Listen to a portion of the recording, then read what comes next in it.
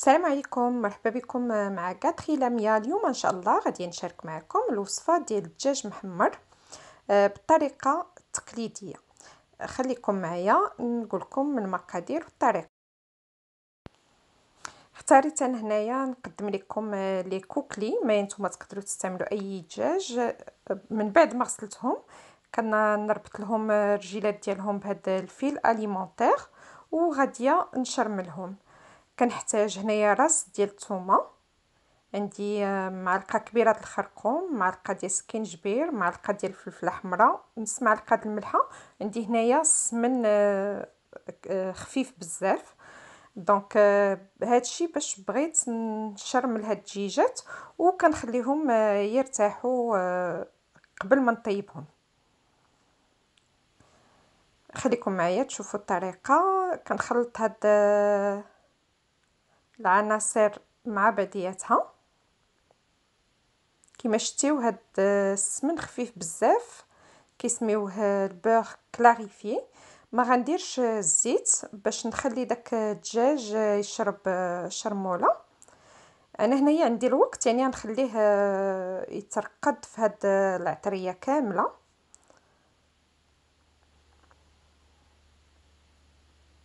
صافي من بعد ما كيوجد كناخد وكندهن هذيك الشرموله. كنحاول الاغلبيه ديال الوقت نديرها في الا بغيتيو تشقوا الدجاج شقوه. انا هنا ما شقتوش باش كيبقى المنظر ديالو ملي كيطيب مزيان. كنحاول الاغلبيه نشرملو من الجناب وكندخل فيه هذيك لا ماريناد. صافي دابا عندي الدجاج مشرمل. عندكم العناقات ولا القانصه ولا الكبده كتضيفوها عليهم وغادي نغطيه ونخليه.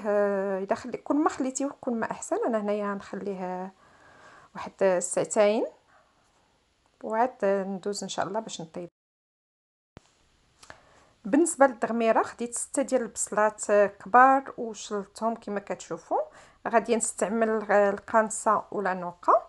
غنحتاج كاس ديال الزيت، راس ديال الثومه محكوك. بالنسبه للعطريه عندي الملحه، سكينجبير، الخرقوم، واحد شويه ديال الزعفران. بالنسبه للفلفله الحمراء غنديرها من بعد ان شاء الله. كناخد هادوك القشاوش ديال الدجاج كنضيفهم على البصله، كنضيف عليهم العطريه اللي قدمت لكم مع الزيت.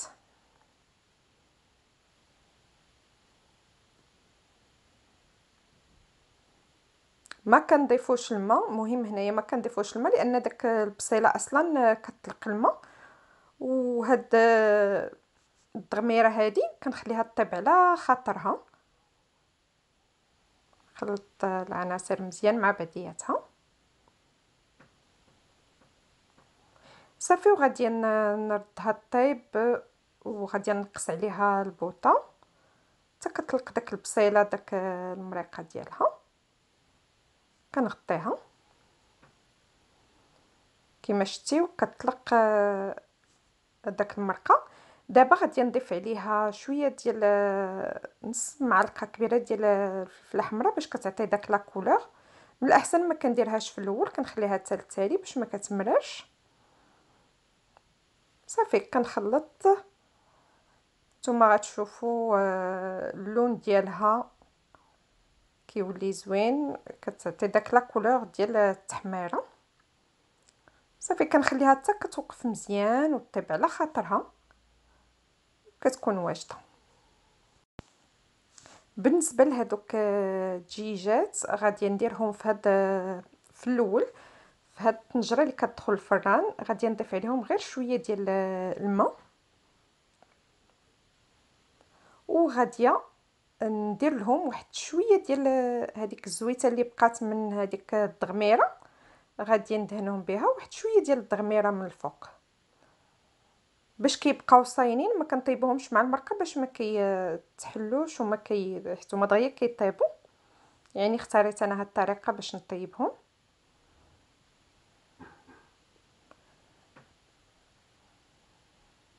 كناخذ الاغلبيه داك الزويته.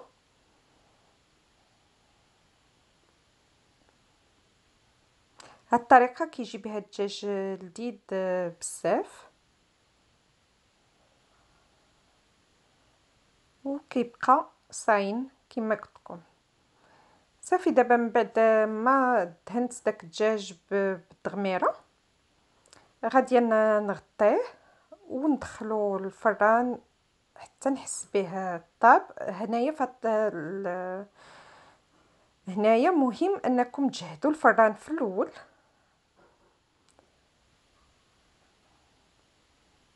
كندير له بابي الومنيوم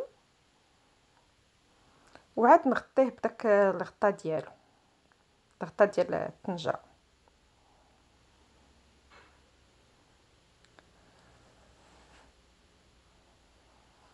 من بعد ما كيتحمر الدجاج كيوجد كما كتشوفوا طلق الماء بزاف. لاصوص مزيان كناخذ هذيك لاصوص دابا درتو في بيريكس باش نحمرو باش تقديم نهائي. كناخذ داك المريقه وكنسقي بها الدجاج باش كيبقى لنا طري.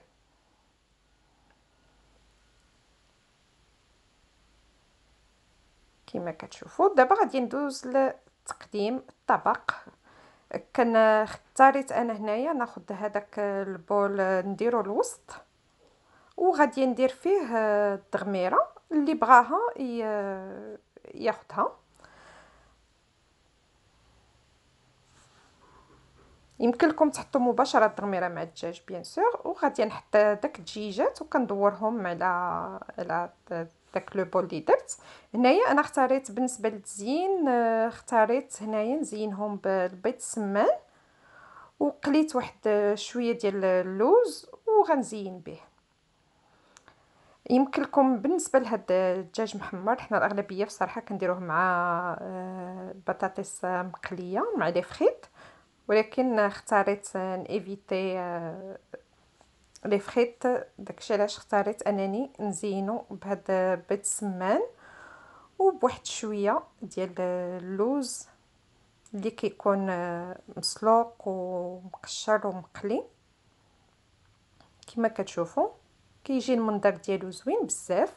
اللي بغى ياكلو ناشف ياكلو ناشف، اللي بغى يستعمل بيان سور الدغميره راه غيستعملها. نتمنى ان شاء الله هاد الوصفه تكون نالت الاعجاب ديالكم. انا بصراحه عزيز عليا بزاف وتجربوها وتخليو لي التعاليق ديالكم. وما تنساوناش من لي لايك، ولا كنتو اول مره كتشوفوا القناه ما تنساوش تشتركوا باش يوصلكم كل جديد. وان شاء الله نتلاقاو في وصفه قادمه مع غاتري لاميا.